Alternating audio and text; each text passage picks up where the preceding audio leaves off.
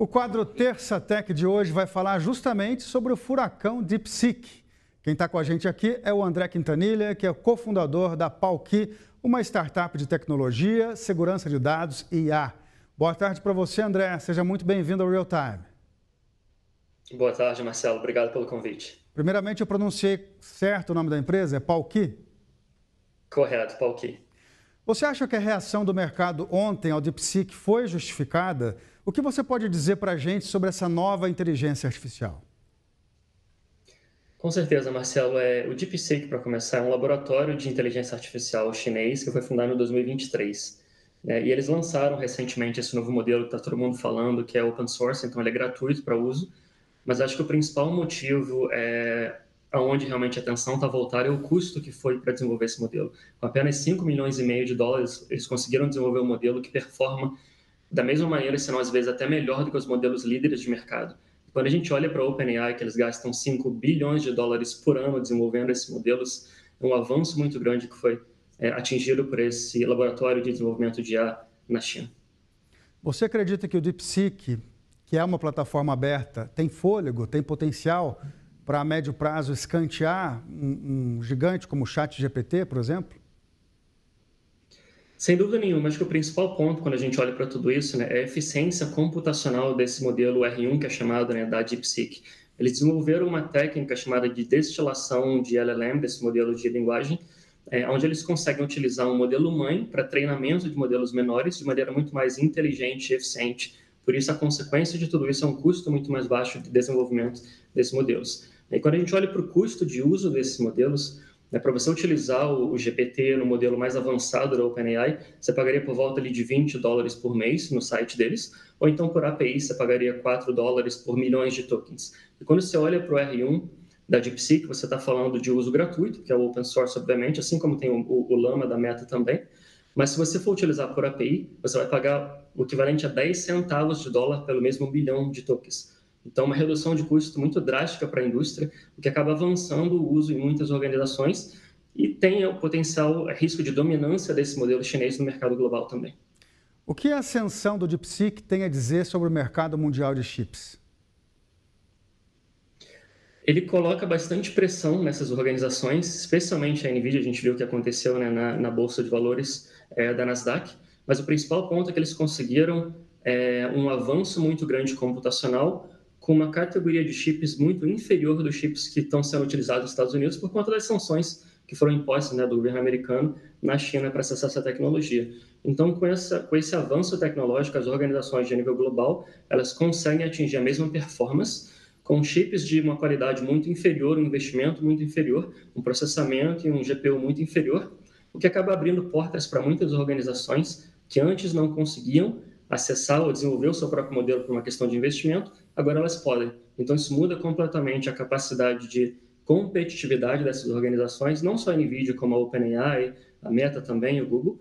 Então, elas têm que estar muito mais focadas agora no avanço tecnológico do que no investimento em si. Como é que elas conseguem fazer melhor com o que já tem no mercado. Você acha que devido ao fato da DeepSeek ter esse código aberto aí, vai fazer florescer uma gama grande aí de novas indústrias ligadas à inteligência artificial? Excelente ponto, Marcelo. Tradicionalmente falando, todos esses laboratórios de desenvolvimento, essas empresas de tecnologia, elas compartilham esse conhecimento entre si. Você tem fóruns, você tem white paper, você tem no site delas.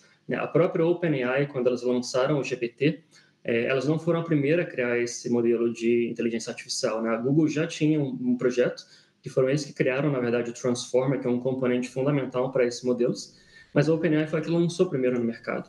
Então, eu não me surpreenderia de maneira alguma se a Meta, por exemplo, fosse utilizar essa inovação da DeepSeek no seu próprio modelo, Llama Open Source também, para conseguir reduzir o seu custo, conseguir aumentar essa eficiência também. Então, esse compartilhamento de inovação e conhecimento é o que avança, de fato, esse mercado. Então, a gente vai ver muitos outros modelos aparecendo com custo também muito baixo de desenvolvimento, como foi o R1 da DeepSeek.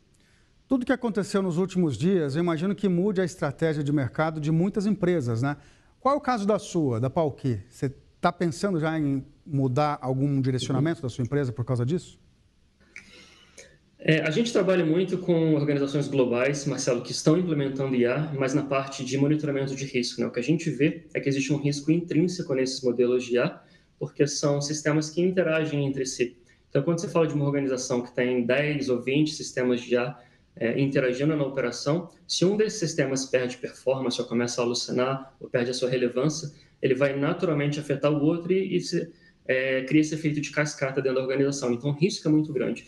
O que as organizações estão fazendo, que a gente vê muito, elas estão implementando uma infraestrutura de monitoramento de risco para garantir que, com esse avanço tecnológico da IA, com mais sistemas sendo implementados, elas vão conseguir controlar esses riscos intrínsecos da tecnologia. Então, aquelas que, de fato, conseguem monitorar confiabilidade, explicabilidade e performance desses modelos, são as que vão liderar os seus respectivos setores daqui para frente.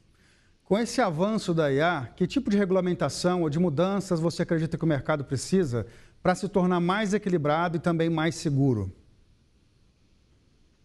Isso depende muito do país onde esses modelos estão sendo desenvolvidos, de onde eles estão sendo operacionalizados. Quando a gente olha, por exemplo, para a Europa, existe no regulamento europeu o AI Act, onde ele trata mais com foco na liberdade e direito dos indivíduos. Então, as organizações na Europa que estão comercializando esses modelos precisam garantir, como eu falei, a transparência, monitoramento e proteção dos direitos. Quando a gente olha para o mercado americano, por exemplo, já é mais uma abordagem de autorregulamentação, especialmente com a administração do Trump.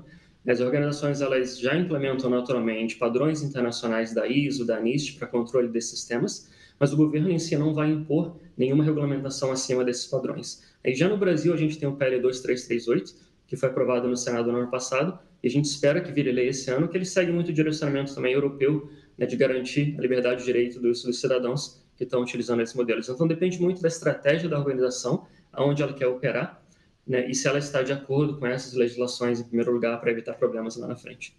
André Quintanilha, cofundador da Pauqui, muito obrigado por participar aqui do Real Time com a gente. Boa tarde. Muito obrigado, Marcelo. Boa tarde.